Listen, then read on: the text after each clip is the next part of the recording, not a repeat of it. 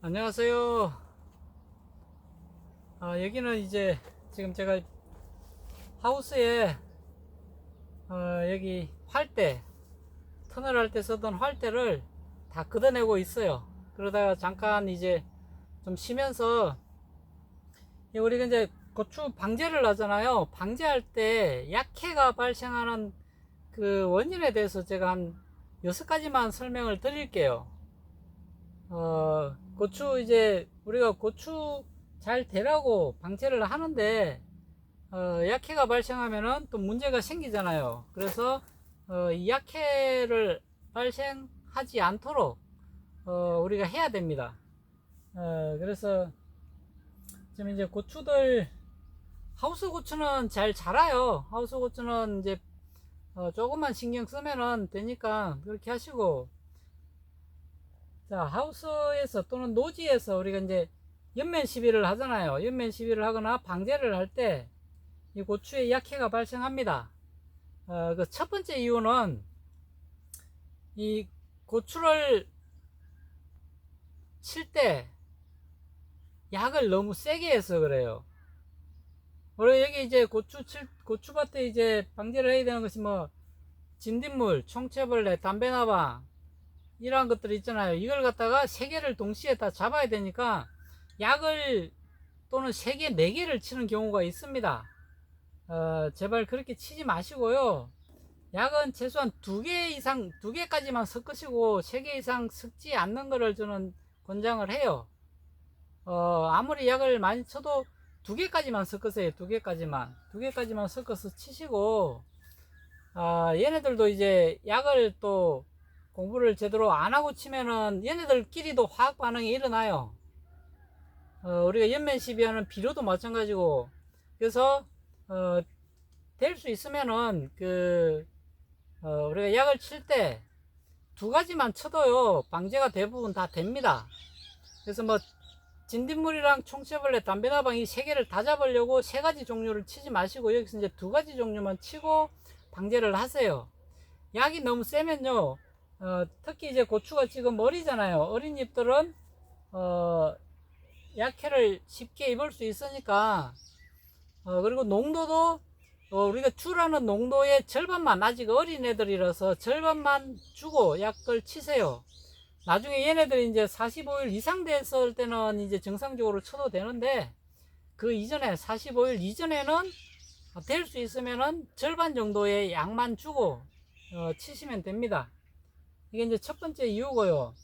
두 번째는 우리가 어제 쳤던 약을 또 내일 또 칩니다. 약이 아까워서. 그래서 이 얘네들이 하루가 지나면은요 부패가 되기 시작해요. 부패가 되면서 약이 내가 방제를 했을 때 잎에 맞아가지고 약해를 입습니다. 절대 남은 약은 하루가 지나지 않도록, 될 수 있으면은 약은요 2시간 이내에 다 치는 걸 권장을 합니다. 약을 탔으면, 물에 타면요 2시간 이내에 다 쳐야 돼요. 그리고 이제 남은 약을 또 치면은 약해를 입을 수가 있습니다. 그러니까 그거 조심하시고, 그리고 세 번째는 어제 남은 약은 안 쳤는데 이 호수에 약이 남아 있어요. 원래는 약을 다 치고요, 그 다음에 남은 약은 다 버리고요. 그래서 가장 좋은 것은 칠 만큼만 약을 정확히 타가지고 그 약만 치고 끝나야 돼요. 그리고 나서 여기 통을 씻어내고요, 다시 그 맑은 물을 받아서 다시 물을 빼내야 됩니다. 호수에 남아있는 물을.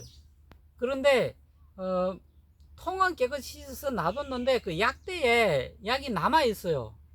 그걸 며칠 지나서 그대로 약을 줘버리면은 여기서 약해를 받습니다. 이렇게 약대에 남아있던, 호수에 남아있는 약은 약 치기 전에도 한번 물을 빼내야 돼요. 한 1분, 1, 2분 정도는. 그래서 그 호수나 약대에 남아있던 그 기존에 있던 약들이 다 없어지게 해야 됩니다. 그래 약해를 안 받아요. 이렇게 해가지고 이게 세 번째고요. 네 번째는 이 고추에 연면 시비를 할 때 또 약을 칠 때요, 온도가 10도 이하인 물을, 차가운 물을 사용하면은요, 고추가 약해를 입을 경우가 생깁니다. 그러니까 제가 항상 말씀드리는 게, 물통에 받아놨다가 약을 줄 때 지하수물로 바로 주지 말고 연면10이든 뭐든 10도 이상이 되게 해서 약을 치세요. 연면12도 마찬가지고, 영양분을 줄 때 연면10이라든지 우리가 약을 칠 때 뭐 자담 유황이나 아니면 그 일반 농약이나 자기가 약을 줄 때에도 차가운 물로 주지 마시고요. 10도 이상 되는 약, 물 10도 이상에서 22도 사이에, 그 사이의 온도에 있는 물을 가지고 연면10이나 방제를 해야 됩니다. 그거 좀 유의하시고요. 그리고 다섯 번째가 뭐냐면은, 이 어린 고추잖아요. 어린 고추에 조금 나중에 크면은 좀 괜찮아요. 근데 어린 고추들에게 우리가 약을 줄 때 약대를 너무 가까이 대요. 약대를 너무 가까이 대면 압력도 세고요. 이 농약이 너무 진하게 묻어요. 그래서 농약대를 너무 가까이 댔을 경우에도 약해가 발생합니다. 이게 이제 드문 경우긴 한데, 나는 다 잘했는데 왜 고추가 약해를 입었냐면은, 이 약대를 너무 가까이 대는 경우도 이 약해를 입을 수가 있어요. 꼭 그렇다는 건 아닌데 있는 경우가 생깁니다. 드물게. 그러니까 그것도 조심하시고, 그래서 될 수 있는 약대는 좀 멀리 해가지고 분사를 해서 얘네들한테 주는 걸로 하셔야 되고요. 그리고 이제 마지막으로 여섯 번째가 뭐냐면은, 우리가 고추 약을 줄 때요, 한 면만 이렇게 쭉 가요. 갔다가 끝나야 돼요. 그리고 이제 다른 쪽에 고추를 줘야 됩니다. 근데 어떤 분들이요, 쭉 갔다가 그대로 되돌아옵니다. 또 똑같이 주면서. 그럼 이 고추는 약을 2번 치는 거예요. 농도가 4배가 돼버리는 겁니다. 2배가 되는 게 아니라 농도가 4배가 돼버려요.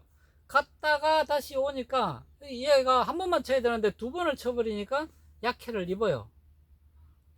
고추 같은 경우에도, 그래서 제가 아까 말씀드린 것처럼 농도를 어릴 때는 절반을 하고 한 번만 치고요. 그죠? 아래 위로 다 치는 걸 얘기합니다. 그래서 한 번만 치고 끝나야 돼요. 아깝다고 또 남은 약을 또 치는 경우도 있고요. 그러지 마시고요. 그래서 얘네들이 약해를 입는 경우는 이렇게 해서 6가지가 있고, 그 외에도 있습니다. 여러 가지가 있는데 일단 이 6가지만이라도 조심을 하시면은 약해 피해는 최대한 줄일 수가 있습니다. 자, 오늘은 여기까지 할게요. 고맙습니다.